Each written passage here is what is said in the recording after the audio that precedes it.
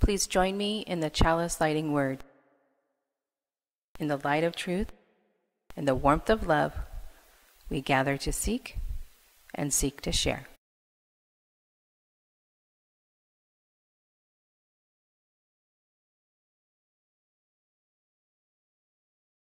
Let us settle our hearts and spirits into a time of worship together.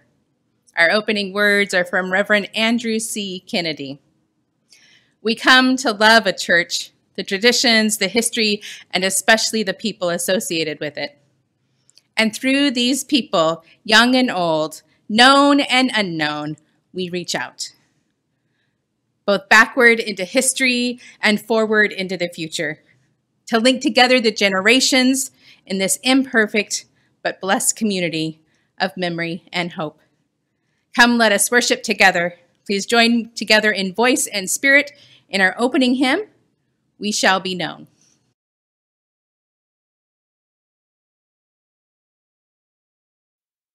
We shall be known by the company we keep, by the ones who circle round to tend these fires. We shall be known by the ones who sow and reap the seeds of change alive from deep within the earth. It is time now.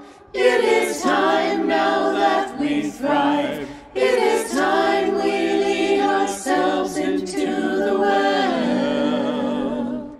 It is time now, and what a time to be alive. In this great turning we shall learn to lead in love. In this great turning we shall learn to lead in love. We shall be known by the company we keep, by the ones who circle round to tend these fires. We shall be known by the ones who sow and reap the seeds of change alive from deep within the earth. It is time now. It is time now that we thrive. It is time we lead ourselves into the well. It is time now, and what a time to be alive. In this great turning we shall learn to lead in love. In this great turning we shall learn to lead in love. We shall be known by the company we keep, by the ones who circle round to tend these fires. We shall be known by the ones who sow and reap the seeds of change alive from deep within the earth. It is time now. It is time now that we thrive. It is time we lead ourselves into the well. It is time now, and what a time to be alive. In this great turning we shall learn to lead in love. In this great turning we shall learn to lead in love. In this great turning we shall learn to lead in love. In this great turning we shall learn to lead in love.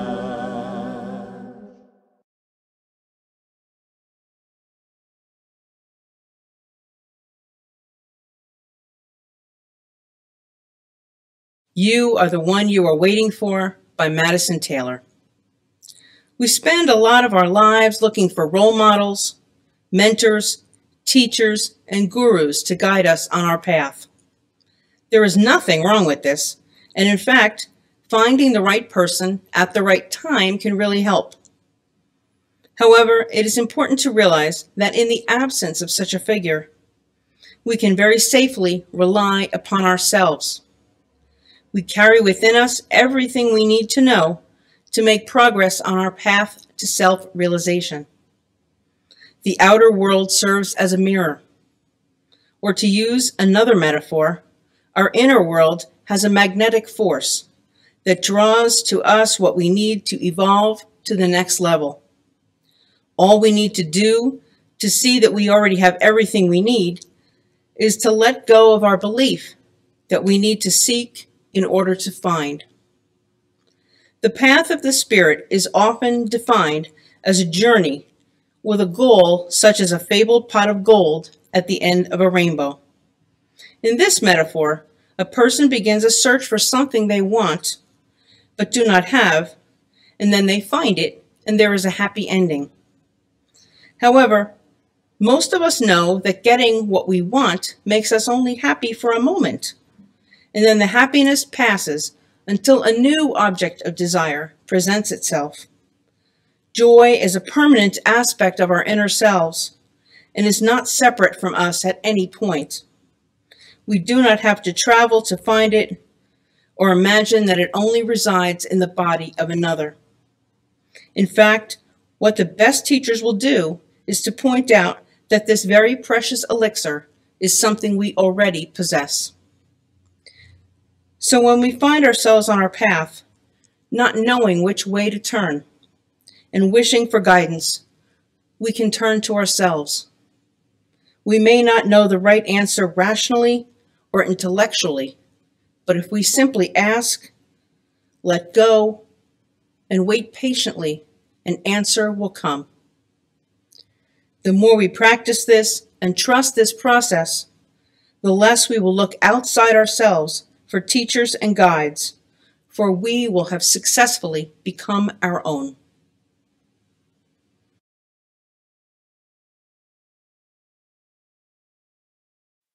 Good morning. This morning I'm going to share with you some of my leadership lessons from Reverend Laura's sabbatical. I had a year to prepare for being the board president while Reverend Laura was on a sabbatical. It was not a surprise to me, and I felt ready. Laura met with Joel and I to outline our duties and responsibilities, which ones were his or mine alone, and which were shared. Most of our key committees and groups had a leader assigned and a board liaison. The capital campaign was completed and a success. The severe weather shelter could not move forward, as we did not have sprinklers in the building. We would be having the stewardship campaign while Laura was gone, moving forward with plans for the new building, and I had an incredible board of supportive and capable people. I was ready. And all went well for about 2 months. We had baked potato nights, music nights, great Sunday services, children's RE, music, and fellowship. Joel and I worked together when issues arose. All was good. Then, as you know, a wonderful part about being a Unitarian Universalist is that we all have our own ideas and sometimes feel that rules, see the air quotes there, are really just guidelines. Again, air quotes, meant for others. Nevertheless, I was chagrined when I received feedback from Reverend Laura in February that members were emailing her, texting her, calling her. We had asked members to not do that. So were they uncomfortable or untrusting about contacting me or the board? Or did they think that this was a guideline? At work, my responsibility and authority are clear. But without those clear lines, I found that it was more difficult for me to handle some of the challenges that came up. Learning that some of my comfort in leading stems from authority was actually new to me. Halfway through Laura's sabbatical, we hit some speed bumps, some related to people, and then the big one, COVID-19. Even so, we pulled together and made decisions as your leadership groups on how to respond. Eventually, as you know, deciding that we had to cancel live worship services. At this same time, problems with the internship came up. It was during this time, in mid-March, that Laura reached out to me to talk and to ask if we needed her to come back. I felt very conflicted. We were moving forward. The worship team was determining how to stream services. We had plans for pastoral care to reach out to members. I felt like we could still be okay and allow her to complete her leave. As only Laura can, she reassured me that returning was not a statement on my leadership, but rather her need to tend and care for us as her congregation and to help us all weather this unprecedented time. I admit, I felt a bit relieved and proud at the same time. While Reverend Laura was gone, we continued to move forward with our goals. The board chose and engaged an architect for our building, removed trees to allow better access to parking, had several successful fellowship events, and a successful stewardship campaign. As I come to the end of my board office, it has been a privilege to serve, and at times a challenge during Laura's sabbatical. I feel honored that she had the confidence in my leadership to be able to plan to be gone for 4 months, and yet I was still so glad to see her smiling, calm face in March. Thank you.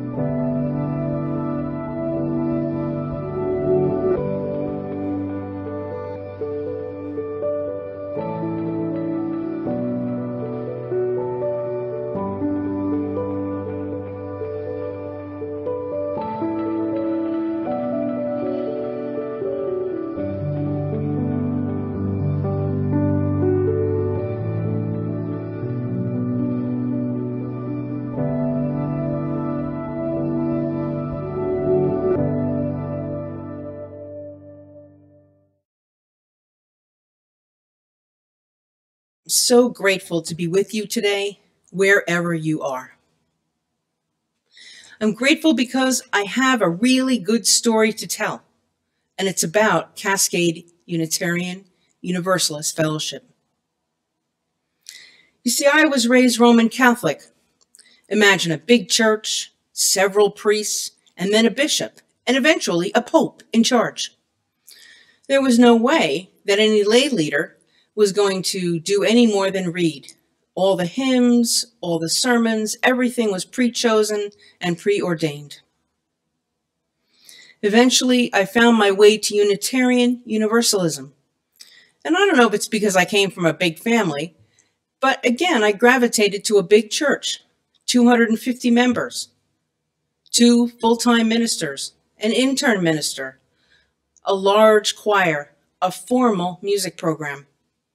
And I was able to be a reader there again. And although it wasn't impossible, it was unusual, let's say, for the lay people to lead a service. And then we moved here. And at CUF, there was a half-time minister. The congregation was coming off of a 10-year period of being strictly lay-led, week in and week out. The lay people were in charge. Whether there was a guest minister speaking or not, it fell on the lay people to lead worship. This was quite a new experience for me.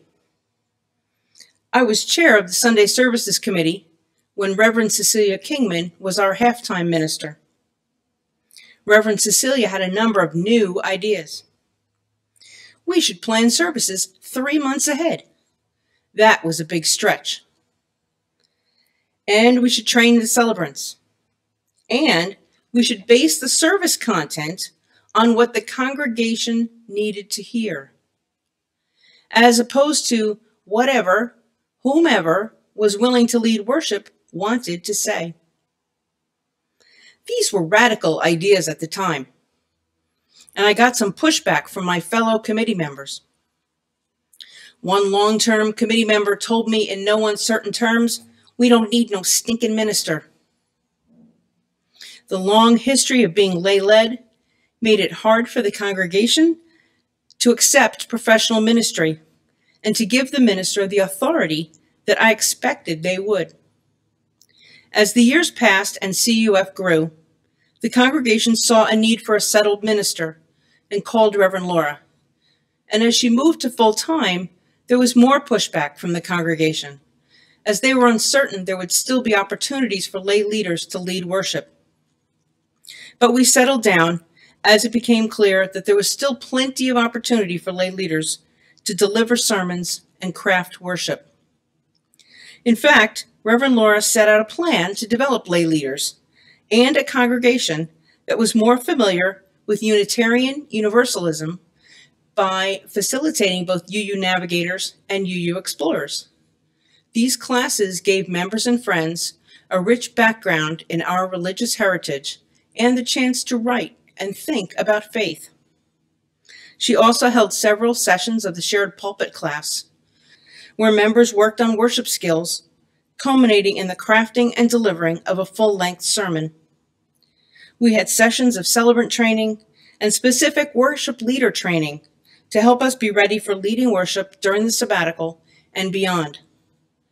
So when Reverend Laura went on sabbatical, we were as ready as we could be. There were, as they say, learning opportunities, of course. Working with speakers and ministers from outside our congregation posed its own challenges, from as simple as how was the speaker going to get the check, to how long, how far in advance did it have to be requested, and from whom? And making sure we were clear with the speakers how long the service would last and how much time was generally allotted for each of the elements. It all worked out, but leaning into the challenges and solutions helped us be more intentional in our work. I am especially proud of how we came together when a guest minister canceled on account of a health issue. The worship team and members of the worship arts team stepped up to craft a service based on This I Believe model, which involves several CUF speakers giving stories of resilience. One person was a catcher who was responsible for securing the speakers, and the rest of the members of the worship team acted as backup and led the service. The service ended up being a lovely collaboration across the congregation. The anxiety in the congregation during the sabbatical was especially apparent when we made changes to our Joys and Sorrows ritual. The worship team had discussed over several months that we needed to deal with joys and sorrows, and saw the sabbatical as a good opportunity to explore some changes. So we planned these 2 changes, designed to make sure more voices were heard and to help take away some of the uncertainty that the worship team felt. Because before, we could never be sure when they would end, and we had even in the past cut out a piece of music or cut part of a sermon to not go over time. There was much discussion and strong feelings about changes from the different sections of the congregation. There was support for the changes, and there was dislike for the changes. The good that came out of our experiment is that the congregation joined together to talk about it, both formally and informally, even without a professional minister to lead the discussion. It was a place to focus the congregation's anxiety, and it brought us together. The worship team worked together to make the changes, explain them to the congregation, write out the scripts for worship, make newsletter articles explaining further what we were trying to accomplish. Deb Miller made a beautiful sacred box to keep the Joys and Sorrows cards in after they were read. We learned about communication, especially when it turned out to be insufficient. But as the worship team, we led through this change, not giving up on the changes, even when there were strong adverse opinions. We listened, we wrote, we listened, we heard. What's interesting is now that we have gone through the challenges of changing the process of our Joys and Sorrows ritual, I feel we were able to be more flexible as a congregation when COVID-19 hit, and we had to change quickly and often in response, particularly in how we deliver worship here. It's almost as if the Joys and Sorrows changes and the congregation's responses were training wheels for us as a worship team. Without a professional minister on site, we had to rely on each other, and rely we did.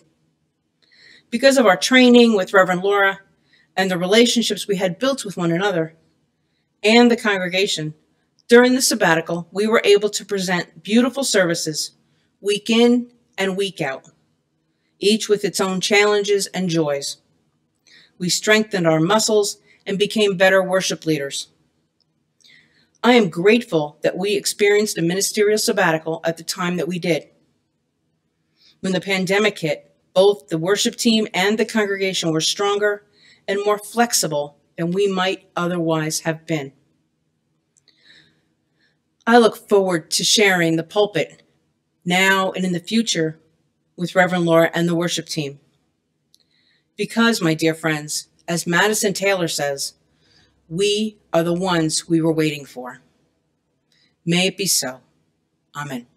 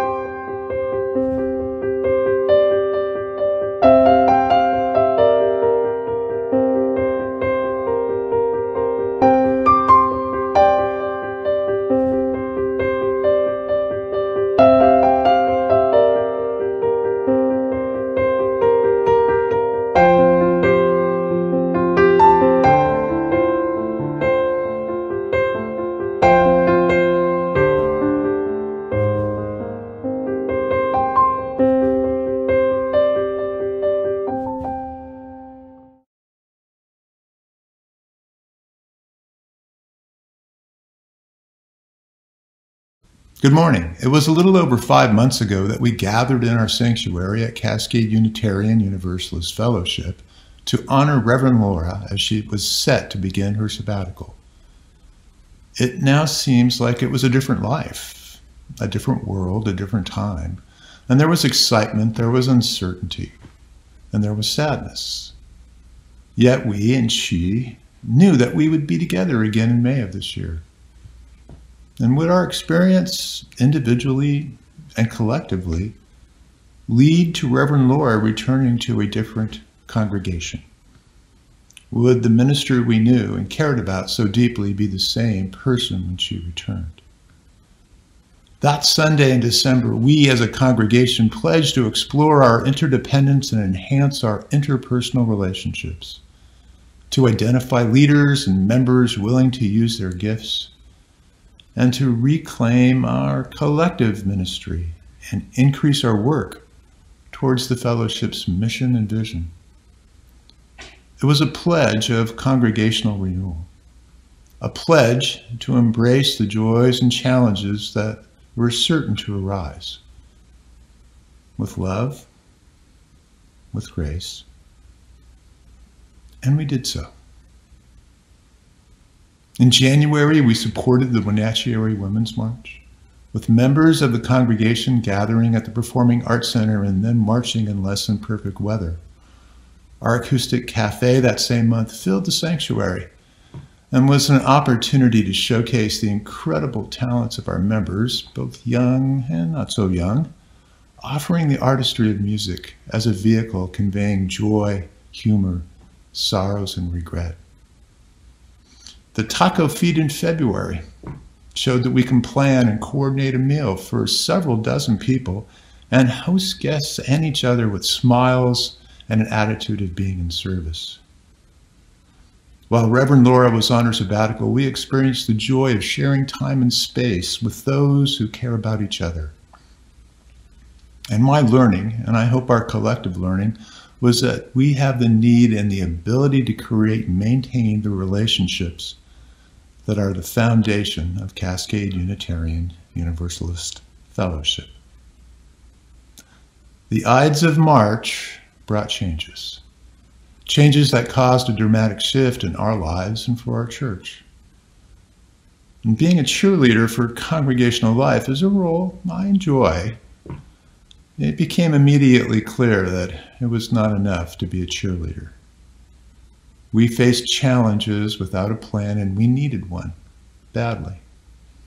Our board members were doing everything they could to do as a board, yet none were in a position to become daily administrators. And that's what we needed at that time. We needed a leader accessible every day, with the ability to listen, keep an open mind, honor the needs and desires of the congregation, and one having the authority, actual or as a result of respect, to encourage our plans and to help our roles and take on and follow up on the work needed to give us hope. With grace, humor, and determination, Reverend Laura ended her sabbatical and returned to her ministry within a few days. She filled the need for daily leadership. It has been 10 weeks since her return. The shock of our changed lives has been receding. We have grieved. We have held hope of a return to normal so very tightly. Some of us have prayed. We have shared our fears, our joys, and our sorrows. And my experience has been a deepening of the caring I have for each of you. And congregational life goes on, as do our lives. Time is not on hold, and I believe it is time to move forward. Social distancing is a misnomer. It is just physical distancing, not mental or emotional distancing.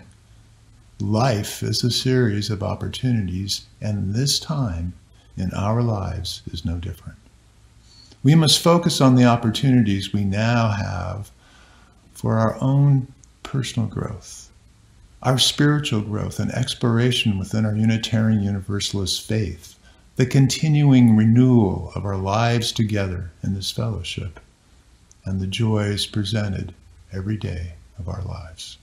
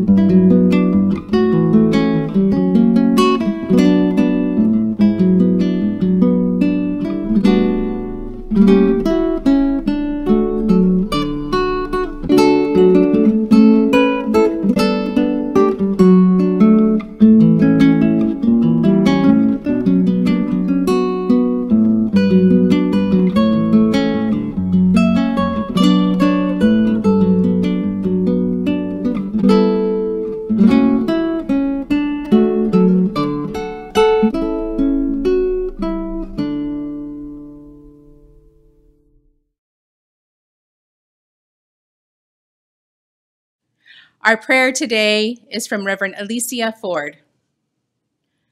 When we pause to remember who we are, companions on this grand experiment called life, when we take a moment to shed the ways we've been carefully taught, to lead from fear, to punish the poor, to persecute those who don't look like us, to deny the rights of those who love, to believe that we are separate, that some people are superior to others. When we take a moment to shed all of that and hear our stories and see each other into existence, into community, when we take the moment to embrace, to practice a different way of being, when we answer that call of love, then we are living into the promise of building the world we dream about. It's a beautiful dream, to cast a vision, to stretch our minds into the future and imagine what may be if we were to build a new way of being. Not someday, but beginning today and beginning every day that we have breathtaking courage with these hands and hearts to make real the dream of a more equitable world, to journey together, seeking to be transformed even as we transform.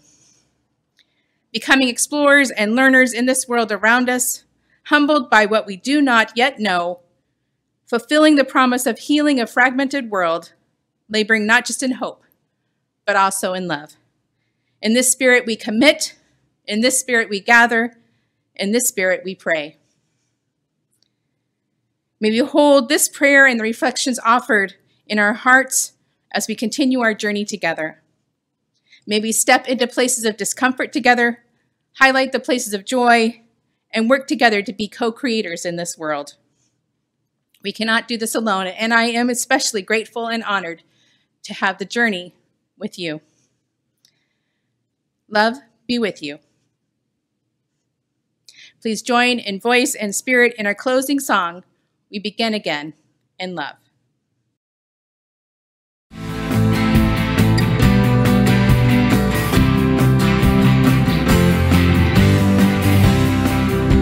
We enter community intentionally, living with grace and love each day. We enter community, beloved community. We celebrate our values on our way. Listening and speaking, embracing joys and sorrows. We share our gifts and strength in service to the world. And when we fall, we forgive and begin again in love. We enter community intentionally, living with grace and love each day. We enter community, beloved community. We celebrate our values on our way. Listening and speaking, embracing joys and sorrows. We share our gifts and strength in service to the world. And when we fall, we forgive and begin again in love. We begin again in love.